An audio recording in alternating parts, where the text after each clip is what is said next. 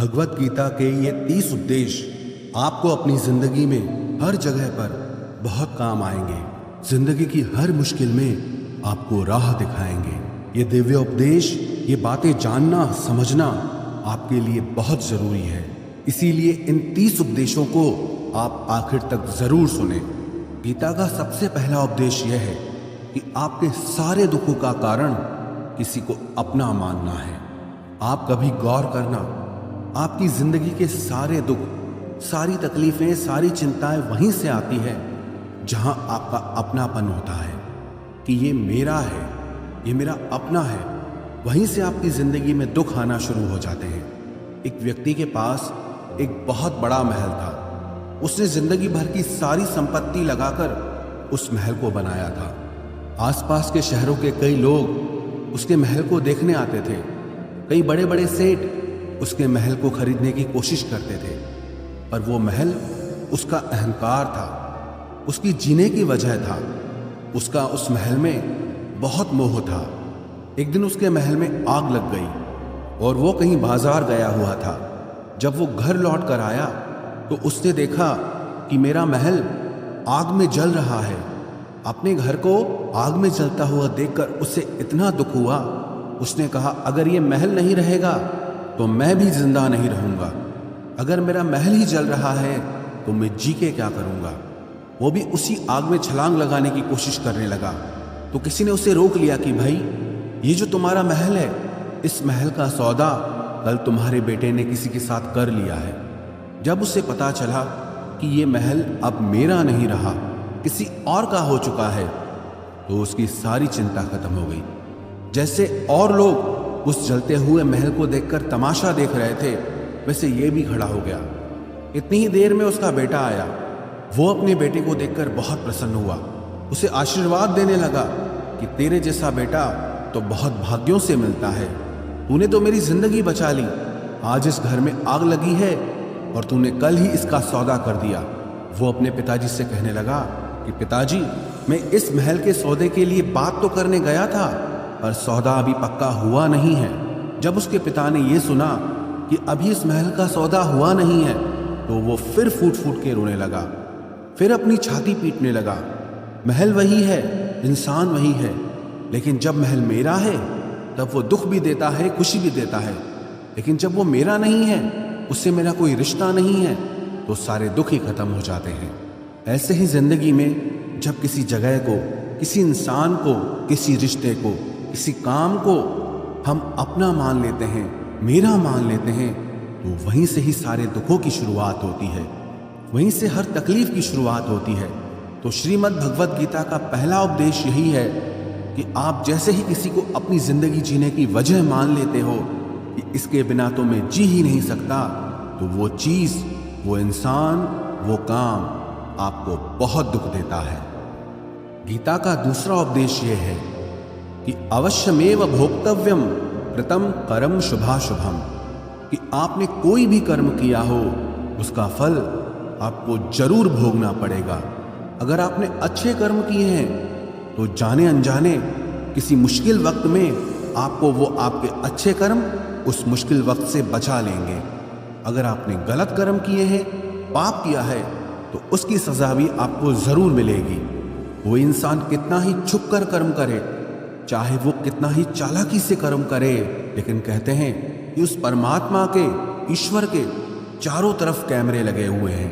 हमारे एक एक कर्म पर वो प्रकृति, वो परमात्मा अपनी दृष्टि बनाए रखते हैं। हमारे एक एक कर्म का हिसाब होता है। एक गांव में 2 मित्र रहते थे। उन दोनों ने विचार किया कि इस गांव में हम धन नहीं कमा पा रहे। वो दोनों धन कमाने के लिए शहर में चले गए। कुछ वर्ष वहां रहकर उन्होंने काफी धन कमाया। फिर सोचा कि अब हम अपने घर वापस चलते हैं, पर्याप्त मात्रा में हमने धन कमा लिया है। उस समय पे यातायात की इतनी सुविधाएं नहीं होती थी। वो अपने बैलों पर ही यात्रा कर रहे थे। चलते चलते मार्ग में रात हो गई, तो उन्होंने विचार किया, आज रात हम यहीं विश्राम करते हैं। एक मित्र ने कहा कि मैं यहाँ पर रहकर धन की रक्षा करता हूँ, तुम बाजार जाकर भोजन की व्यवस्था कर लो। जब वो मित्र बाजार गया तो उसके मन में पाप आ गया। उसने कहा, इतना पैसा हमने कमाया है, अगर मैं इसको यहीं जंगल में मार दूं तो सारा पैसा मेरा हो जाएगा, नहीं तो मुझे इसका आधा धन इसको देना पड़ेगा। मन में ये खोट आने पर उसने अपने मित्र के खाने में जहर मिला दिया, और जब वो खाना लेकर के अपने मित्र के पास गया, उसका मित्र वो जहर वाला खाना खाकर वहीं पर उसकी मृत्यु हो गई। वो व्यक्ति सारा धन लेकर के अपने घर वापस आ गया। फिर उसके घर में एक पुत्र ने जन्म लिया। जब उसका बेटा पैदा हुआ तो वो बहुत बीमार रहता था। उसने अपने जीवन में जो कुछ भी धन कमाया था, उसका वो सारा धन अपने बेटे के इलाज में ही खत्म हो गया। बेटा बड़ा होता गया और इसका धन नष्ट होता गया।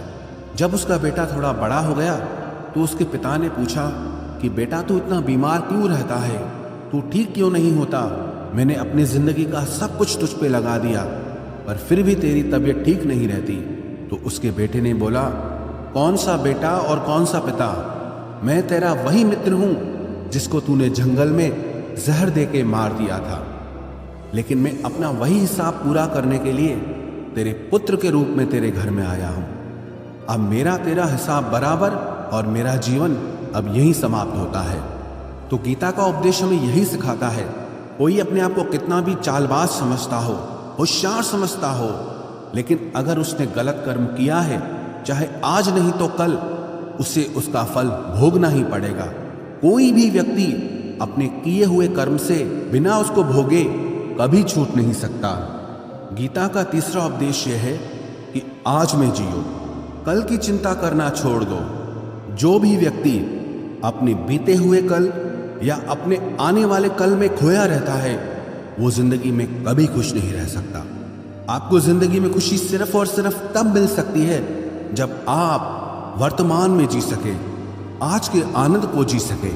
बीते हुए कल का और आने वाले कल का कोई वास्तविक अस्तित्व नहीं होता, वो सिर्फ आपकी बुद्धि और आपके विचारों में होता है। उसकी कोई वास्तविकता नहीं होती, उसे सिर्फ आप अपने मन के अंदर और बुद्धि के अंदर जीते हैं।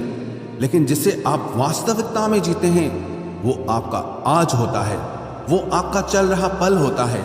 अगर आप अपने मन और बुद्धि को अपने कल में अटका के रखेंगे, अपने भूतकाल और भविष्यकाल में अटका के रखेंगे, तो याद रखना आप कभी खुश नहीं रह पाएंगे। और अगर जिंदगी में खुश रहना चाहते हैं तो आज में और इसी पल में जीना सीखें। गीता का चौथा उपदेश यह है कि जो आपके साथ अधर्म करे, पाप करे, गलत करे, उसे दंड जरूर देना चाहिए। अगर आप उसे सहते हैं तो वो आपके साथ और गलत करता है। अगर आप उसे सहते हैं तो उसके पाप में आप भी भागीदार हो जाएंगे। अर्जुन श्री कृष्ण से कहने लगा कि जिनसे मैं युद्ध करने जा रहा हूं, ये सब मेरे भाई हैं, मेरे गुरुजन हैं। मैं इनके सामने कैसे हथियार उठाऊं, इनको कैसे मारूं? तो भगवान श्री कृष्ण ने अर्जुन से कहा कि जिन्हें तू अपना मानता है वो सब अधर्मी हैं, वो पाप के पक्ष में खड़े हैं। और अगर तू इनका वध नहीं करेगा, युद्ध नहीं करेगा, तो समाज में और भी पाप बढ़ेगा, क्योंकि जब कोई ऐसे पापियों को नहीं रोकता है तो ये और भी ज्यादा पाप करते हैं। ऐसे ही जब आपके साथ कोई गलत करता है, आपको चोट पहुंचाता है, दुख पहुंचाता है, और आप वो चुपचाप सहते रहते हैं, तो उससे सामने वाले को बल मिलने लगता है, वो आपको कमजोर समझने लगता है और आपके साथ गलत करने को वो अपना हक समझने लगता है। लेकिन जब आप उसके गलत व्यवहार को, उसके अधर्म को रोक लेते हैं, उसका विरोध करते हैं, तब वो अपनी सीमा में रहना सीख जाता है। ये कलयुग है। अगर इस जमाने में आपको खुश रहना है तो आपको अपनी रक्षा खुद ही करनी होगी। कोई आपके साथ गलत करे तो उसको कभी नहीं सहना चाहिए, बल्कि उसका सामना करना चाहिए। गीता का पांचवा उपदेश यह है कि किसी से भी हद से ज्यादा मोह कभी मत करना। जिसमें भी आप सबसे ज्यादा मोह लगाओगे, देखना वो आपको जरूर रुलाएगा। मोह के वजह से ही आप किसी के पीछे मरते रहते हैं। मोह के वजह से ही आपको कई बार अपना अपमान भी सहना पड़ता है, और कई लोगों को मोह की वजह से ही अपना अपमान दिखता तक भी नहीं है कि सामने वाला मेरी इज्जत तक नहीं कर रहा और मैं उसके पीछे मर रहा हूं। मोह आपकी आंखों पे ऐसी पट्टी लगा देता है कि आपको सच और झूठ दिखाई ही नहीं देता। आपको किसी इंसान का चेहरा दिखाई ही नहीं देता। आप जो देखते हैं, जो सुनते हैं, उसी पर यकीन कर लेते हैं, फिर चाहे आपको कितना ही दर्द मिल रहा हो। अगर आप किसी इंसान को ठीक से समझना चाहते हैं, किसी की सच्चाई जानना चाहते हैं, तो उसके लिए ये बहुत ज़रूरी है कि आप उसके मोह से जल्दी बाहर आ जाएं। वास्तविकता में रिश्ते दुख नहीं देते, आपका मोह आपको दुख देता है। जिस दिन मोह खत्म, उस दिन आपको किसी भी रिश्ते से कोई दुख नहीं मिल सकता, क्योंकि आपको फिर कोई फर्क ही नहीं पड़ेगा। गीता का छठा उपदेश यह है कि आप वो मत करो जो सब करते हैं, बल्कि वो करो जो आपके लिए सही है। स्वधर्मम निधनम श्रेय परधर्मो भयावह। श्री कृष्ण ने अर्जुन से कहा कि जो तेरा कर्तव्य है, जो तेरे लिए सही है, जो तुझे करना चाहिए, तू वो कर।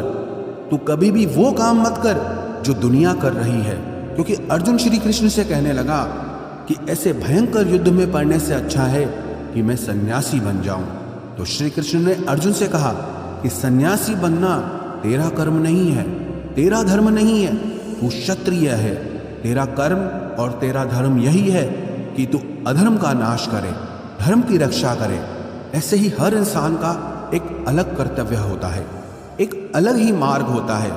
तो कभी भी उस मार्ग पे मत जाना जहां सारी भीड़ जा रही हो। कभी भी वो काम मत करो जो दुनिया करती है, कि आजकल ये ट्रेंड हो गया है, ये फैशन हो गया है, सब करते हैं इसलिए हम भी कर रहे हैं। सारी भीड़ यही काम कर रही है इसलिए हम भी यही कर रहे हैं। अगर आप वो करोगे जो भीड़ कर रही है, तो आप भी उसी भीड़ में कहीं खो जाओगे। लेकिन अगर आप वो करोगे जो आपके लिए सही है, जो आपकी प्रतिभा है, तो दुनिया की सारी भीड़ में भी आप सबसे अलग नजर आओगे। गीता का 7वां उपदेश यह है कि जिंदगी में धोखा अपने ही देते हैं, क्योंकि उनको आपकी कमजोरियों का पता होता है। बाहर वाला आपको धोखा नहीं दे सकता, क्योंकि उसको आपके बारे में पता ही नहीं है कि आपको चोट कहाँ पहुंचती है।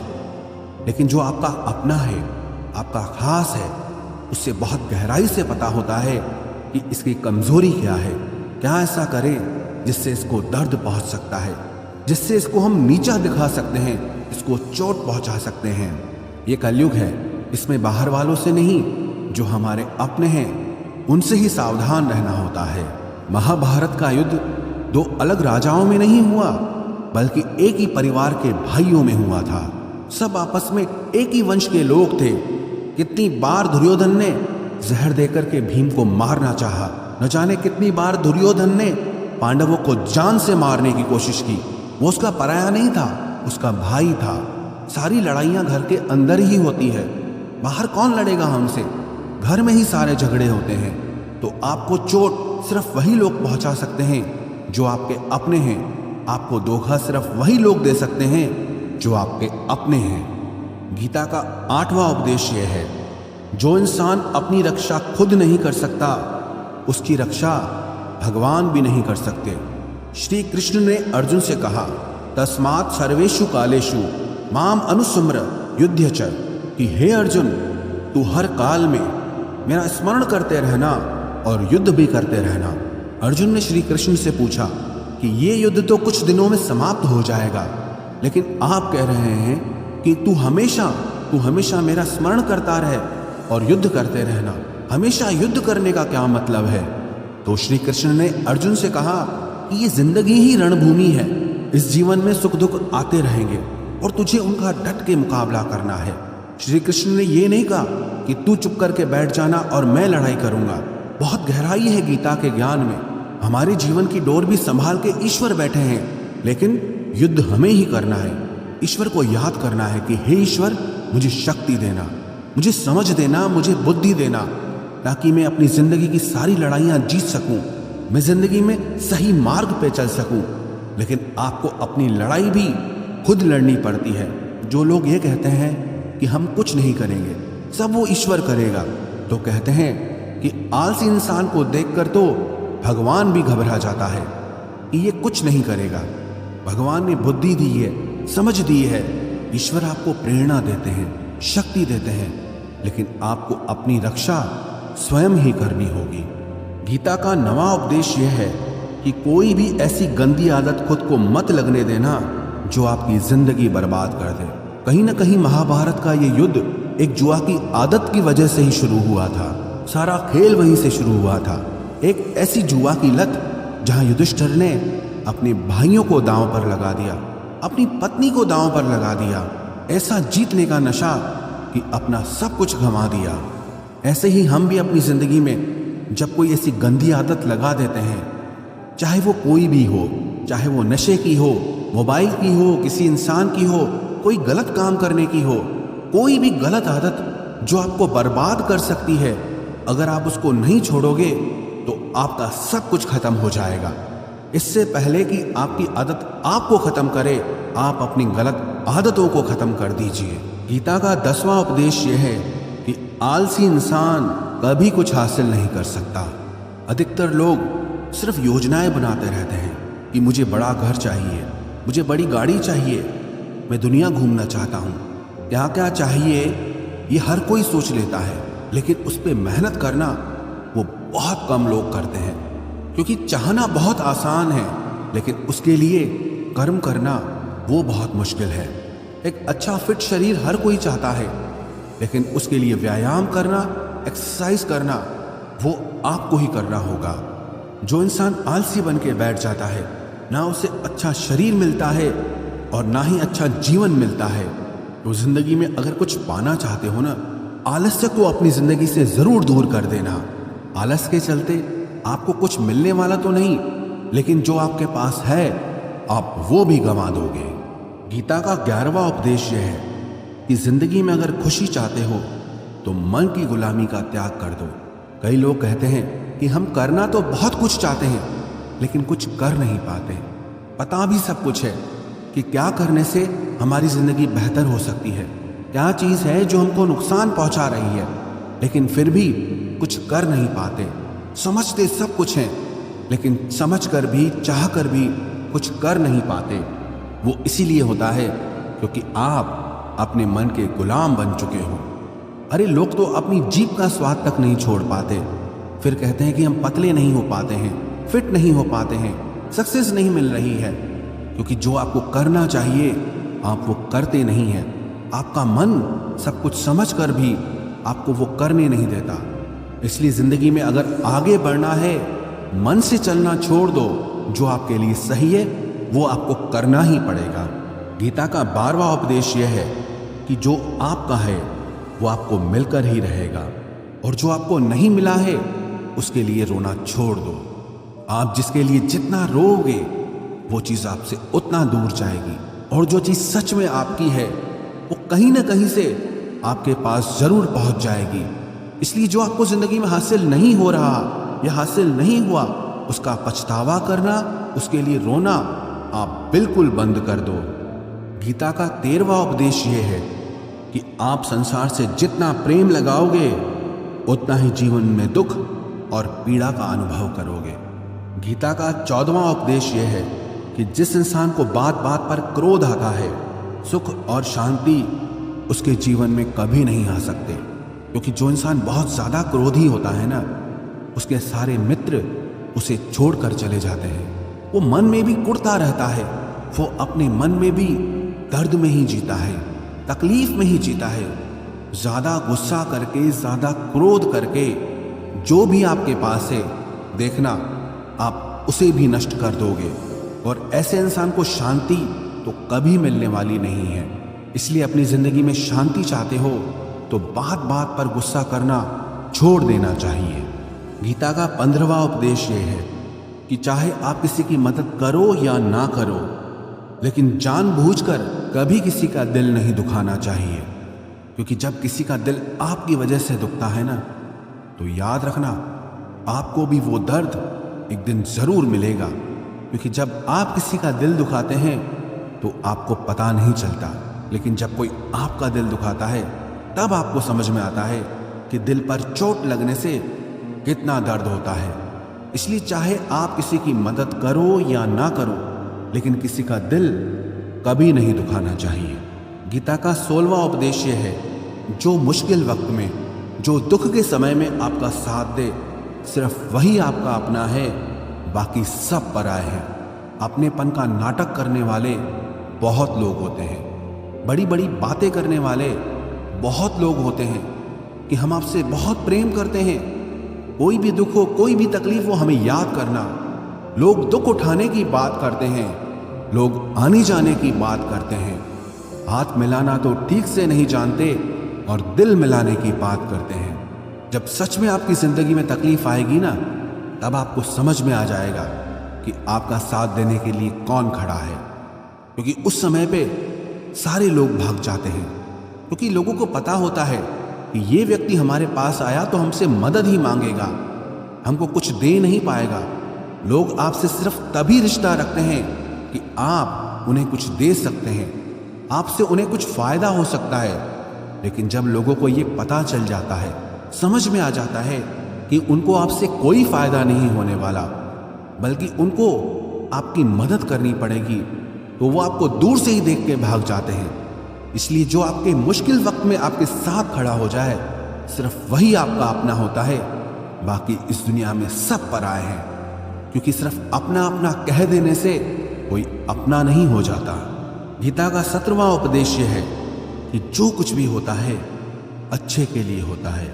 जो हो रहा है वो भी अच्छे के लिए हो रहा है, और जो आने वाले भविष्य में होगा वो भी अच्छे के लिए होगा। हालांकि ये बहुत गहरी बात है। कुछ चीजें जिंदगी में ऐसी होती हैं जो हमें लगता है कि मेरे साथ ही ऐसा क्यों हुआ, मेरे साथ ही होना था ये सब। लेकिन जब वो वक्त गुजर जाता है, एक दिन हमको समझ आता है कि अगर हमारे साथ ये सब नहीं होता तो आज हम इस मुकाम पर नहीं होते। अगर मेरे साथ ये सब नहीं होता तो शायद हमारी जिंदगी और भी बर्बाद हो सकती थी। इसलिए अगर हमको ये समझ में आ जाए कि जिंदगी में जो कुछ भी हो रहा है वो सब अच्छे के लिए हो रहा है, तो हम जीवन में हमेशा खुश रहेंगे। गीता का 18वां उपदेश यह है कि हर काम को समझदारी से करना ही योग होता है। योगः कर्मसु कौशलम। कई लोग काम तो करते हैं लेकिन उन्हें हासिल कुछ नहीं होता। बहुत लोग कहते हैं कि हम बहुत मेहनत करते हैं, तब भी जिंदगी में सफलता हासिल नहीं हो रही। बहुत कुछ करने से, बहुत मेहनत करने से आपको सफलता नहीं मिलेगी, लेकिन सही तरीके से, समझ के साथ काम करने से आपको जिंदगी में सफलता जरूर मिलेगी। गीता का 19वां उपदेश यह है कि कभी भी किसी भी चीज की अति नहीं करनी चाहिए। कोई भी चीज हद से ज्यादा मत करना। किसी से प्रेम भी हद से ज्यादा मत करना। किसी से नफरत भी हद से ज्यादा मत करना। हद से ज्यादा मीठा भी खराब, हद से ज्यादा कड़वा भी खराब। हद से ज्यादा आराम भी आपको बीमार कर देगा, हद से ज्यादा खाना भी आपको बीमार कर देगा।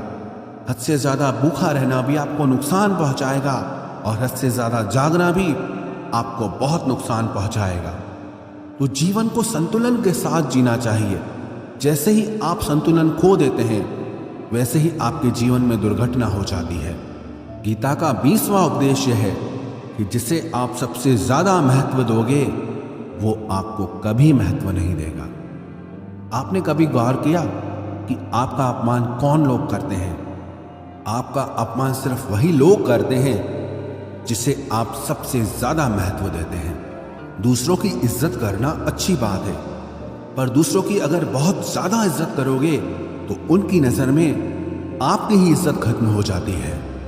इसीलिए किसी को भी कभी भी अपना सब कुछ नहीं बनाना चाहिए कि तुम ही मेरे सब कुछ हो। जैसे ही आप किसी को सब कुछ बना लेते हैं अपना, तो आप उसके लिए कुछ भी नहीं रह जाते। इसलिए लोगों को इज्जत उतनी ही देनी चाहिए जितना वो हजम कर सकें। हद से ज्यादा इज्जत देना आपकी ही बेइज्जती करवा सकता है। गीता का 22वां उपदेश यह है कि किसी पर भी आंख बंद करके भरोसा मत करना। जैसे महाभारत की कथा में दुर्योधन ने कितनी बार षड्यंत्र करके पांडवों को मारने की कोशिश की, आग में जलाने की कोशिश की, और वो धर्म पे चलने वाले लोग बार बार उसकी बातों में आ जाते थे। ये बात और है कि ईश्वर उनकी रक्षा कर रहे थे, पर जिसे वो अपना भाई समझ रहे थे, जिसे वो अपना सगा समझ रहे थे, जिस पे वो भरोसा कर रहे थे, वही उनकी मृत्यु करवाना चाहता था। इसीलिए भरोसा करते समय अपनी आंखें जरूर खुली रखना। गीता का 23वां उपदेश है, जिसके साथ सत्य और ईश्वर की शक्ति है। चाहे सारी दुनिया उसके खिलाफ हो जाए, लेकिन अंत में जीत उसी की होती है। श्रीमद् भगवत गीता में 18 अध्याय हैं, 700 श्लोक हैं। गीता का आखिरी श्लोक है, यत्र योगेश्वरः कृष्णो यत्र पार्थो धनुर्धर तत्र श्रीर विजयोर्भूतिर ध्रुवानी तिर्म तिर्मम। धृतराष्ट्र बार बार संजय से पूछता था कि बताओ युद्ध में कौन जीत रहा है, कौन हार रहा है, क्योंकि उसे विश्वास था कि महापराक्रमी भीष्म पितामह मेरे पक्ष में हैं, गुरु द्रोणाचार्य वो मेरे पक्ष में हैं, कर्ण मेरे पक्ष में हैं, तो हमें कौन हरा सकता है। लेकिन संजय ने धृतराष्ट्र से कहा कि जहां पर ईश्वर है, जहां पर सत्य है, हमेशा वही जीतता है। चाहे आपके पास कितनी भी शक्ति क्यों ना हो, लेकिन सत्य और ईश्वर जिसके साथ खड़े हो जाएं, उसे दुनिया में कोई भी नहीं हरा सकता। गीता का 24वां उपदेश है कि जीवन में लड़ाई झगड़े से बचना चाहिए, लेकिन जब बात आपके चरित्र, सम्मान और अधिकार की हो तो लड़ना भी चाहिए। अर्जुन भी महाभारत का युद्ध करना नहीं चाहता था, क्योंकि सामने उसके अपने खड़े थे। लेकिन श्री कृष्ण ने उसे उपदेश दिया कि यहां पर बात लड़ाई की नहीं है, तेरे सम्मान की है, तेरे चरित्र की है, तेरे अधिकार की है। जो द्रौपदी के साथ कौरवों ने भरी सभा में अपमान किया, उसे नग्न करने की कोशिश की, इतना बड़ा अधर्म किया, वो तुम्हें कभी नहीं सहना चाहिए। इसलिए बात जब आपके चरित्र पे आ जाए, आपके सम्मान पे आ जाए, तो चाहे वो अपना ही क्यों ना हो, आपको उसके साथ जरूर लड़ना चाहिए। गीता का 25वां उपदेश यह है, चाहे कितना भी बुरा वक्त आ जाए, लेकिन जो इंसान जिंदगी में हिम्मत नहीं हारता, वो सब कुछ हासिल कर सकता है। जब पांडव लोग जुए में सब कुछ हार गए, उनको 12 साल के लिए वनवास मिला और 1 साल के लिए अज्ञातवास मिला। वो भिक्षा करके अपनी जिंदगी को पालते थे, जंगलों में भटकते रहते थे, भयानक जानवरों के बीच। लेकिन इतना मुश्किल वक्त झेलने के बाद भी आखिरी में विजय उन्हीं की हुई, क्योंकि उन्होंने अपने अंदर में कभी हिम्मत नहीं खोई थी। ऐसे ही आपकी जिंदगी में कितना ही मुश्किल वक्त क्यों ना आ जाए, लेकिन आपके अंदर अगर हिम्मत है तो जीत आपकी ही होगी।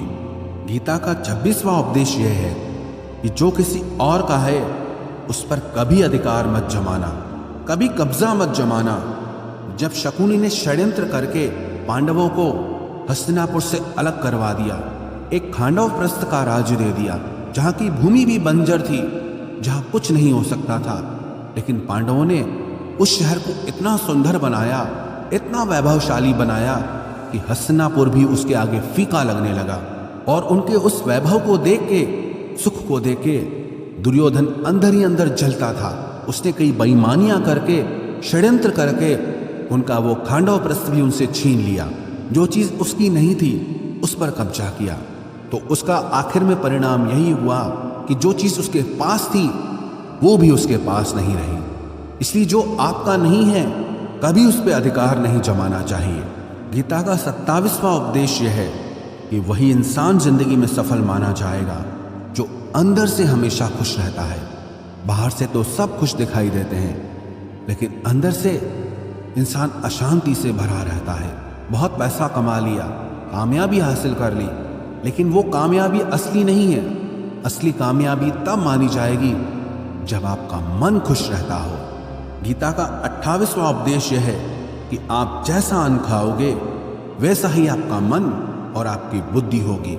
आप वैसा ही कर्म करोगे, वैसा ही आचरण करोगे। सात्विक अन्न खाओगे तो आपका मन भी सात्विक होगा, सात्विक व्यवहार भी करोगे, सोच भी आपकी अच्छी होगी। तमोगुणी और रजोगुणी आहार करोगे तो आपकी बुद्धि भी वैसी होगी, आप काम भी वैसे करोगे।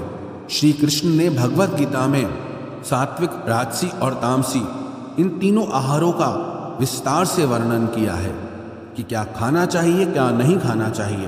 पर सार यही है, जो मनुष्य सात्विकता से भोजन करता है, सात्विक भोजन करता है, उसे जीवन में शांति और सुख जरूर मिलते हैं। गीता का 29वां उपदेश है कि बुरा इंसान कभी अपनी बुराई नहीं छोड़ेगा। चाहे आप उसके साथ कितना भी अच्छा चलो, वो आपको तकलीफ देगा ही देगा। इसलिए जो जैसा है आप उसके साथ वैसा ही व्यवहार करो। बुरे इंसान के साथ आप कितना भी अच्छा बन जाओ, वो कभी अच्छा नहीं बनने वाला। दुर्योधन जंगल में पांडवों को मारने के लिए गया था, लेकिन वहां पर भीलों ने दुर्योधन को पकड़ लिया। उसका मित्र कर्ण भी उसे छोड़कर भाग गया। वो भील दुर्योधन को मार देना चाहते थे, लेकिन युधिष्ठिर अपने भाई की रक्षा करने के लिए वहां पहुंच गया, उसके जीवन की रक्षा की। लेकिन उसके बाद भी वो हमेशा पांडवों का नुकसान ही करता रहा। इसलिए अगर कोई इंसान बुरा है, उसके साथ आप ज्यादा अच्छा बनने की कोशिश मत करो। जो जैसा है आप उसके साथ वैसा ही व्यवहार करो। गीता का 30वां उपदेश है कि जो इंसान अपने कामों को समय से खत्म नहीं करता, समय की कदर नहीं करता, उसकी जिंदगी का सारा समय व्यर्थ में ही समाप्त हो जाता है। क्योंकि समय ही आपका जीवन है। अगर आप समय को व्यर्थ ही नष्ट करते रहेंगे, व्यर्थ के कामों में गंवा देंगे, तो आपको जीवन में कुछ भी हासिल नहीं होगा।